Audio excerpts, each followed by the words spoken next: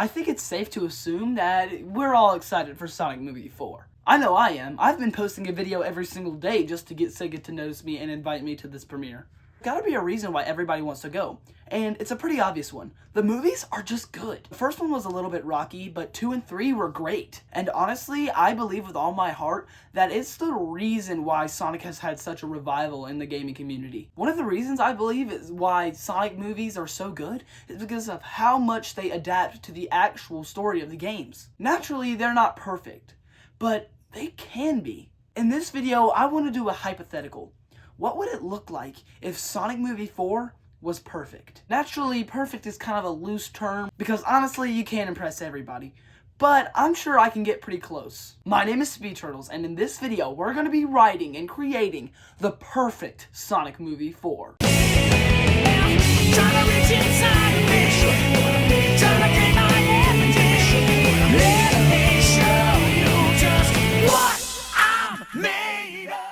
One thing I love about the Sonic movies and the people behind it is the fact that they listen to the fans and actually change things that need to be changed. For instance, Sonic Movie 1 had a lack of other Sonic characters, so Sonic 2 added Tails and Knuckles. Sonic Movie 2 had way too many human scenes, and so Sonic Movie 3 dialed back on that and really focused on the main characters of Sonic, Tails, Knuckles, and Shadow. Sonic Movie 3 was very close to being perfect, but in my opinion, I feel like they just focused way too much on different characters that don't really matter. And a lot of times I could see where people say that the movie's often slow and, it doesn't have a lot of action. I disagree personally, but I can kind of see where they're coming from when they say that.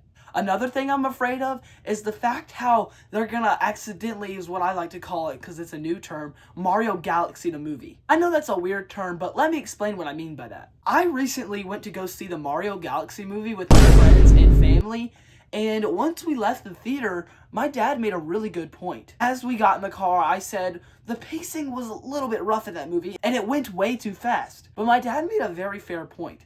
He said, honestly, modern day movies are gonna be like that, or at least when it comes to modern day kids movies are gonna be like that, because the lowering attention span of most kids is gonna make the movie shorter because they want the kids who are watching to be more engaged. It made a lot of sense to me, and it's just an unfortunate truth. I pray that Sonic Movie 4 does not do this, especially because so many old fans who are adults are coming back to the series just because of these movies. But I just wanted to get that out of the way. Let's actually discuss what's going on in Sonic Movie 4. It's pretty much confirmed that the movie is going to begin where the last movie left off. And that is with Sonic in the woods meeting Amy and Metal Sonic for the first time. So, in my story, they begin in the woods, where Sonic kind of questions everything, and Amy just kind of shows off her powers and takes Sonic off to the side and explains who she is and why she is there. My biggest problem with the Sonic movies, and this is just me personally, is a lot of times Sonic, the main character, comes off way too corny. So I hope they dial that back and start showing how much cooler he is. Start making him more of an adventure Sonic more than a Sonic Colors Sonic. So instead of something corny like, no time to explain, let's just actually get them over to the side and discuss what's going on. But I think the movie could open with Amy destroying a bunch of Metal Sonics and Sonic even helping her out. Now, I've seen a lot of people online talk about how Amy is a time traveler because that's what some leak said. Now, that might be true, but in the perfect Sonic Movie 4, I think she's this. I honestly think that maybe she is this, and instead of like a time traveler, and maybe that's just what the reviewer said because he didn't really understand this concept, maybe he just said time traveler, but in my opinion, I think Amy takes place in the present, but she lives on Sonic's homeworld, where he was raised with Longclaw and the planet which Tails came from in Sonic Movie 2. That would make a lot more sense, especially because I hear that they're gonna do some sort of romantic comedy between Sonic and Amy, and that'd be a little bit weird if Sonic was years older than her. I don't know, I just felt like that'd be kind of weird. It would make more sense if they were the same age, but Amy just came from another planet. Sonic takes Amy back to his house to talk with Tom, Maddie, Tails, and Knuckles about her situation. Turns out, Eggman has actually been destroying Sonic's original home planet as the ruler. At this point in the story, this is when things are probably not going to happen. And that's why this is not a prediction video. This is just a video of like what I would like to see in Sonic Movie 4. And that is Amy gathers up Sonic, Tails, and Knuckles, Tom, and Maddie, and moves them back to Sonic's original planet. I hear all the time with stories of how the writers want to add Big the Cat to the story. Well, I hope you're listening, because here it is. It would make no sense for Big the Cat to be in a world like Sonic's that he's living in now, like our world, because honestly, have you seen a cat? They're not huge and they don't talk, so that would be a little bit weird.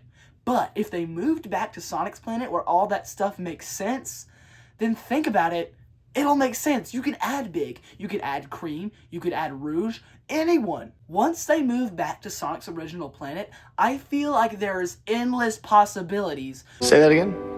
To what they can do with the Sonic franchise. It's confirmed that Jim Carrey's coming back, so this could make perfect sense on how he survived. So, by using the power of the rings, Sonic travels back to his homeland with Tails and Knuckles, Tom and Maddie. And Amy, of course. You could get a cool scene of Sonic giving flashbacks about his childhood days, and even give us more baby Sonic. I know everybody loves that. You could also get some dialogue from Tails of explaining how he got to this planet to the planet that Sonic lives on now, which is our Earth. That was one of my biggest problems with Sonic Movie 2, and I know they had the prequel comic, but in reality, most people did not read that, and so I feel like they would be pretty good to introduce where Tails came from and everybody else. Another thing in this movie is you can actually kind of, take where the planet comes from, the planet aspect, and make levels out of this planet. Give us Green Hill, give us Chemical Plant, give us Stardust Speedway. Everywhere can be done on this planet because one, you can make it way bigger than Earth, and two, like I said, everything makes sense now that you're on Sonic's home turf. Now this is another cool scene.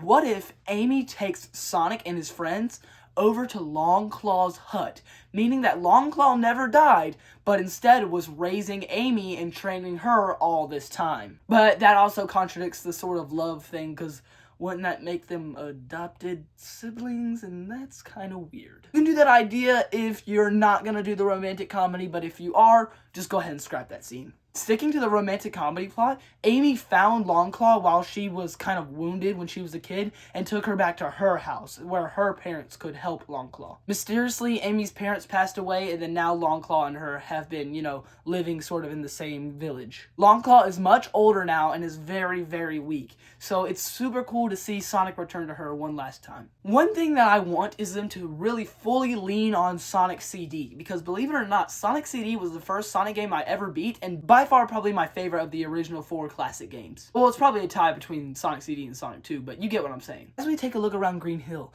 it's destroyed, and everything is mechanized because Eggman has taken over. That's why Amy has to be sort of secretive with her little cloak and stuff, so that she's able to not get roboticized. Another thing you could do, and this is just in a perfect world, is a resistance. That way you can introduce characters like Big, or Vanilla, or Cream, or even the Chaotix, because they exist in the movie universe. Eventually, it cuts to Eggman, and we see that Eggman and Shadow are still working together. You might be saying, how did they survive? Eggman and Shadow used Shadow's leftover chaos energy to teleport rather than die, but to teleport onto Sonic's home planet by accident. Another thing I thought of was, how does Eggman take over? I think this would be a pretty cool reference if him and Shadow actually posed as Mr. Tinker from the IDW comics, and he lured in their trust by thinking that he was a good guy, but in reality he was just luring in their trust and faking it. Building up his army slowly so that they can take over the innocent people and eventually take over the planet. Okay, I'm wearing the same shirt, but in reality, I filmed this a few days later. I'm actually editing the video, and I realized something. I realized that if Shadow and Eggman are to team up and take over the world, it's not really fair because of their whole entire arc in the third movie was both of them becoming good. I have 2 examples. Number 1, the reason why Shadow is teaming up with Eggman is just for pure survival. He knows Eggman, and he knows that he's smart enough to survive in a planet that he is not aware of by himself. So Shadow can stay with Eggman for the means of survival. But as for Eggman, I think that whole arc where he was good was a bunch of baloney, and in reality, he just was saying goodbye to his friend Agent Stone, but he still is evil. And the reason I say that is because of the past 15 years of my life, I have spent defeating Eggman, and he has been good multiple times, but he still goes back to becoming evil. And the fact that Jim Carrey is coming back is just enough to show that he's plotting something. When Eggman gets the artillery, he can finally use the one quill that he has of Sonic to build Metal Sonic. Shadow, who, becomes friends with Sonic at the end of the movie, kind of sorts to disagree with Eggman's methods here, and they have a fight. In this, Shadow leaves Eggman and becomes the vigilante that he's known to be. Eventually, he'll meet up with the gang and join them. We can kind of leave Tom and Maddie kind of taking care of Longclaw while they go on an adventure to go stop Eggman.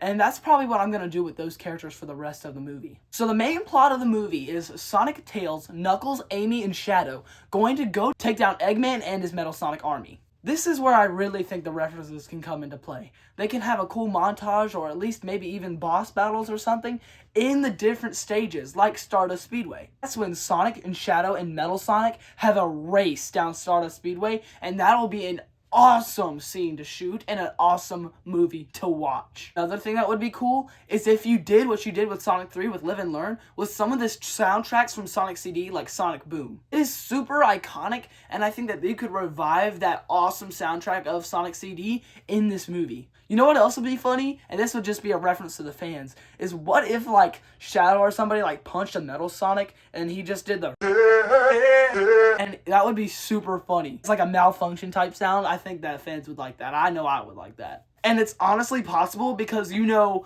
Sonic movies are not afraid to reference Sonic memes. Now we gotta talk about the elephant in the room. Sir Ben Kingsley. How in the world is his character gonna fit in this world? Honestly, guys, I think he might be Metal Overlord. America. Ready for another lesson. In 1864 in Sand Creek, Colorado, the U.S. military waited till the friendly Cheyenne Braves had all gone hunting, waited to attack and slaughter the families. In my Sonic movie 4, Eggman will somehow realize the error of his ways and try to stop the Metal Sonics. Metal Sonic is an evil AI and takes control of himself, turning all of the armies, mashing it into one somehow, and turning into Metal Overlord. It would be cool to hear What I'm Made Of, and I know that's not from Sonic CD, but it would be cool to hear the song What I'm Made Of as Super Sonic, Shadow, Amy, Tails, and Knuckles all attack him. It would probably be one of the best final bosses in all of movies. And that's no glaze, just genuinely the hype is there. Somehow, some way, they get the Chaos Emeralds scattered around the world. And that could probably be the plot of why they're trying to go to all these zones, is so that they can collect the Chaos Emeralds. And I think that'd make a really interesting plot and an awesome way to, grab people's attention. One of the biggest problems with my perfect Sonic movie 4 is the budget. And I know that Paramount wants to focus a lot on the Sonic movies because they make them a lot and they are successful. So here's what I gotta say. In order to have these big characters, like Big, or other characters like I previously mentioned, you gotta kind of focus the budget on different places. This is unfortunately where I think Tika Sumpter and James Marsden have to go. I think somehow, some way, they're gonna realize that Sonic has matured, seeing his love with Amy and seeing his friends, knowing that this is not a safe place where they can live, but a safe place where Sonic can flourish and grow and use his powers for good. I think they might part ways in this movie, leading them to kind of get these AAA actors out of the way and start focusing their budget on a little bit more CGI and different puppets and stuff like that to introduce these characters. You get rid of characters like Agent Stone, and I know a lot of people like him, but personally, I just think him and Wade just kind of slow the movies down. So, in reality, you combine all these elements together, you can create probably one of the best video game movies, if not the best, ever made. I know I said get rid of Tom and Maddie, and it would make sense that they did because, Tom and Maddie's house would be getting pretty full if Shadow, Sonic, Tails, Knuckles, and Amy all lived in there. So I think that they should all move back to their homeworld, like I said. But here's where I think the end credit scene comes in hand. I think you kind of pull a prank on the audience. You see the sad, goodbyes of Sonic and Tom and all the memories that they had with each other. But the end credit scene comes with Tom calling Sonic with some sort of device that Tails made so they can stay in touch or something. And it turns out that horrible things are happening back on Earth. Fire. They're calling it the Iblis. Suddenly, Silver's shoes appear on the screen and the camera pans up and they're Silver the Hedgehog, one of the protagonists of Sonic Movie 5. It's a pretty popular opinion that Sonic 06 is probably going to be the target of Sonic Movie 5, but I think they can do what Sonic 06 did wrong and make it right, like getting rid of characters like Elise. And even if characters like Elise are in the movie, it'll make more sense that they are humans in a human world, and probably she won't end up kissing Sonic like she did in that game, hopefully. In my opinion, if you put all these things together, that will make a perfect Sonic Movie 4. At this point in the video, I want to kind of finish the promise I made 2 months ago. If you have not seen, I actually am hosting a challenge, hosted a challenge where you would send me your fan art of Sammy the Speed Turtle and put your favorite Bible verse on it, and I will post it. Whoever the winner is, whatever one I like, will be posted on my channel as a post and a shout out and a long form video. And that is what's going on right now. We've had 3 wonderful, amazing submissions, and they all actually did not include Bible verses in the original, which I understand, and so I added Bible verses on all of them, and the winner of the challenge is the Mega Manic. This art was beautiful, and I love it so much. I mean, he looks like he's from Dragon Ball and Sonic at the same time. The art style is amazing, and shout out to you, bro. Thank you so much for sending me this amazing artwork, and thank you all and everyone who submitted art for the challenge who sent me stuff. I still want to shout out the other 2 people who sent me things. Now, I'm so sorry that you guys did not win, but your art is still amazing and beautiful. Now, the first piece of art is from my friend Carlos, and I know him in real life. He is really big into Winnie the Pooh, Blood and Honey, and he actually has artwork featured in that movie. It's really awesome. And so he drew Sammy running from Winnie the Pooh, and I thought that was really creative and cool. So here's his art, and shout out to you, bro. Last but definitely not least, the next person who sent me things was Elite Drillman Animations, and they sent this art of Sammy as like a banner for YouTube. I love it. It looks so awesome, and I love how he has this sort of complex, simple design to him, which I really, really love. He looks amazing, and I'm so glad, and I feel honored that you guys would send me artwork. Congratulations again to the Mega Manic. Thank you so much for your amazing artwork yet again. Thank you all for your artwork. Did I leave anything out? Is there any plot holes in my pretty basic story? What would you like to see? What would you put in a perfect Sonic Movie 4? Thank you so much for watching. Make sure to like and subscribe so that Sega can notice me. Always remember Jesus loves you, and I'll see you all in the next one. Goodbye.